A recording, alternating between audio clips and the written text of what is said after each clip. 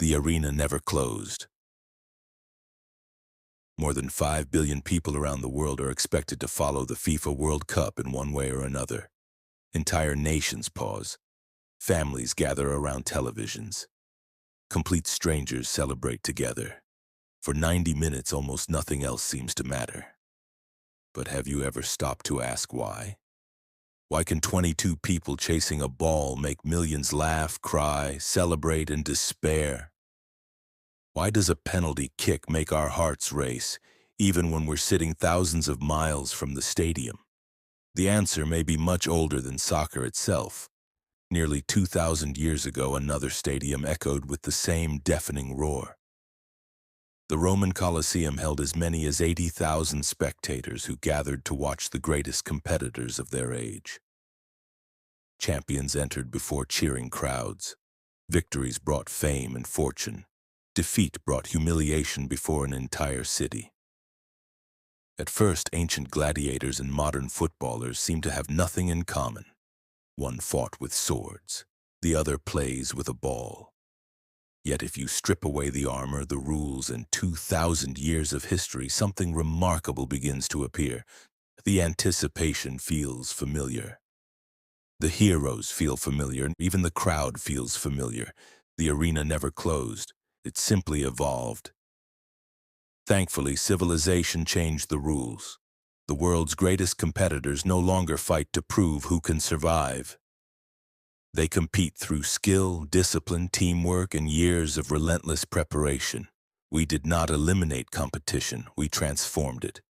That raises a much bigger question. If the game changed so dramatically, why do billions of people still experience it with the same intensity? Why do strangers instantly become teammates? Why do victories feel personal? And why has every civilization, from ancient Rome to the modern World Cup, built enormous arenas to celebrate its champions?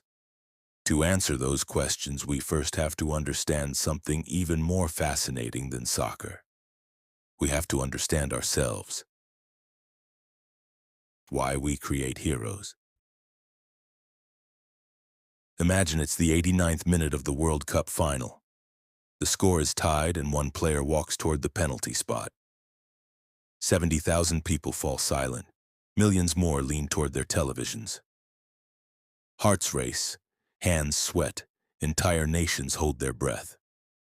But here's the fascinating part, you're not taking the shot. So why does your body react as if you are? Psychologists have studied this for decades. One of the best explanations is called social identity theory. Once we identify with a group, its victories begin to feel like our victories. Its defeats feel personal. That's why fans almost never say they won. They say we won, or just as often, we lost. For a few weeks every 4 years, billions of people wrap themselves in the colors of a flag. Complete strangers celebrate together. People who have never met hug after a goal. For a moment, an entire nation shares the same dream. There's another reason soccer feels so personal. Neuroscientists have discovered that watching someone perform a skilled movement activates some of the same brain systems involved in performing that movement yourself. Your brain doesn't simply watch the action. In a small but measurable way, it rehearses it.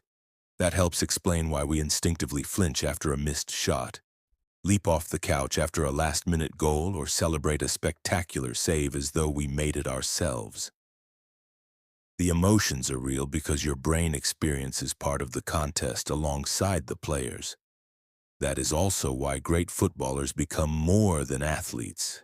They become symbols, not just of talent, but of discipline, resilience, courage, and excellence under extraordinary pressure. Every civilization has celebrated people who embodied those qualities. Ancient Rome admired its gladiators. Today, the world celebrates footballers. The uniforms changed, the arena changed, but our admiration for exceptional human performance never did. That brings us to an even more interesting question. What makes these athletes the modern heirs to history's greatest champions? The modern gladiators. Every civilization celebrates its champions. Ancient Greece had its Olympians, Rome had its gladiators. Today, billions gather to watch football's greatest players. At first, the comparison seems impossible. Gladiators fought with swords. Footballers play with a ball. But their role in society has more in common than most people realize. A Roman gladiator spent years preparing for a few moments inside the arena. An elite footballer does the same. Behind every 90-minute match are thousands of hours of training, strict discipline, recovery, and sacrifice. What we see on match day is only the final performance. Like gladiators, today's players represent something larger than themselves. A club, a city, sometimes an entire nation. When they step onto the field during the World Cup, they carry the hopes of millions of people who will celebrate every victory and remember every mistake. Nowhere is that pressure more visible than during a penalty shootout. One player, one goalkeeper, one kick. Years of preparation come down to a single moment. Score, and your name may be remembered for generations. Miss, and the image can follow you for the rest of your career. Very few professions demand that kind of performance under such extraordinary public pressure.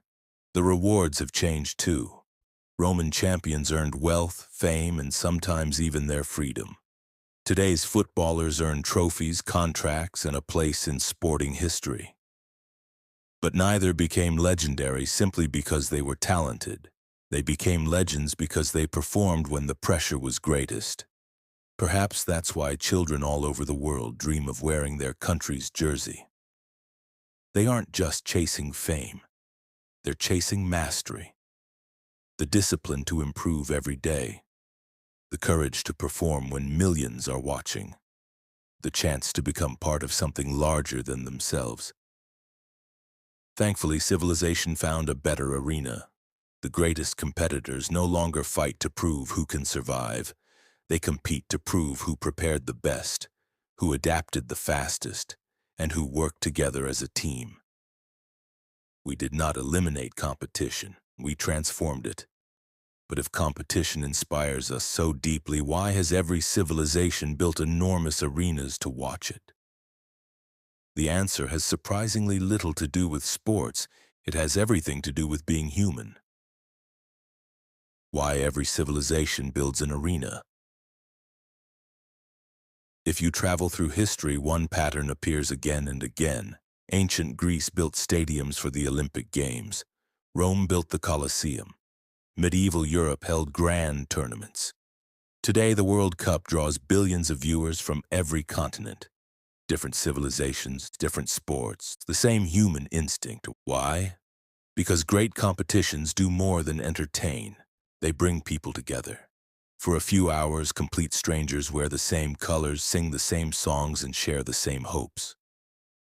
In a world that often feels divided, sport creates something increasingly rare. A shared experience. That may be one of the greatest strengths of the World Cup.